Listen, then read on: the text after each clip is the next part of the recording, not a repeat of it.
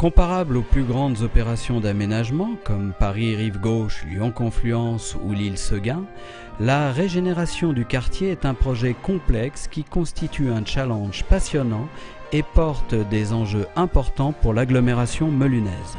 La région et l'État ont identifié et validé dans différents documents la reconversion de ce site. Le potentiel d'aménagement de ce quartier est considérable, mais il doit se faire dans le respect des spécificités territoriales, au profit des habitants, tout en permettant à Melun-Val-de-Seine de s'affirmer au plan régional. Des ateliers, comme celui du 4 mai dernier, seront périodiquement organisés pour faire le point sur le projet. Il constitue un temps d'échange et de débat pour imaginer et élaborer de manière concrète ce nouveau quartier. C'est une chance d'abord d'avoir 130 hectares d'un seul tenant, c'est assez rare, c'est extraordinaire.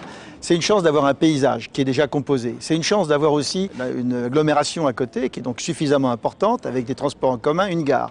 Tout ça, ce sont des atouts positifs. Et il faut savoir que ces atouts positifs sont nécessaires, c'est la base sur laquelle vont se construire les futurs quartiers. Et il est donc important de les conserver, de les valoriser, de les transformer, de les aider de manière à ce que ce soit les éléments qui vont composer le sédiment même du projet qui va venir derrière. Mais derrière tout ça, il n'y a pas que ces infrastructures. Il y a une potentialité qui est celle d'un contexte tout à fait heureux, auquel je crois moi, c'est que notre société est en train de bouger. On est dans le monde du développement durable. On est dans le monde où la société se transforme. Et c'est le moment où on se posera des questions demain sur où habiter, comment avoir une relation nouvelle avec son voisin, comment mieux travailler, comment mieux vivre. Et donc cette conjonction entre le développement durable d'une part et d'autre part les nouvelles technologies et tout ce que représente pour les PME la qualité qu'il y aura aujourd'hui à travailler près de son logement, à travailler dans une agglomération comme Damary-lès-Lys, c'est parce qu'il y aura aussi la capacité d'appartenir à un monde global, un monde de réseaux informatiques qui permettront les entreprises modernes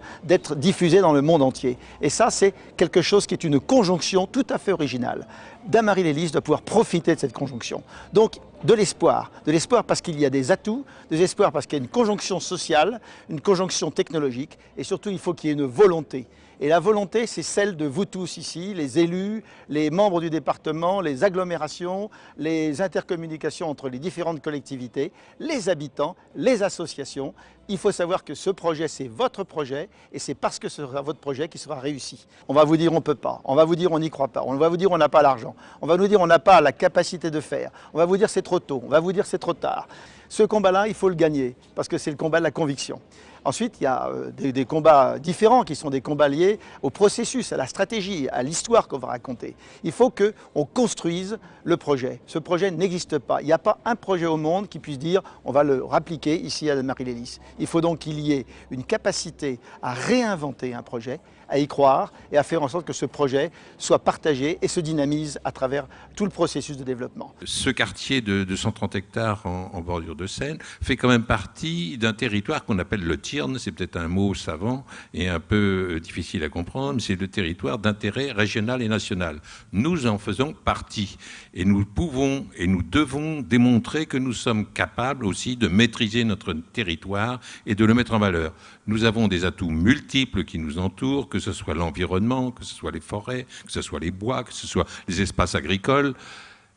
C'est par rapport à l'agglomération parisienne quelque chose de fantastique que nous ne pouvons pas négliger. Les élus ont, je peux vous le dire, la volonté de réussir dans ce schéma avec toutes les difficultés que cela représente. Et il paraît que plus c'est difficile, meilleure est la solution et meilleur sera le résultat du programme. Mais aujourd'hui, nous sommes dans cet état d'esprit, tous les élus réunis pour arriver à réussir ce grand projet qui devrait être un projet majeur et exemplaire pour le devenir de notre agglomération.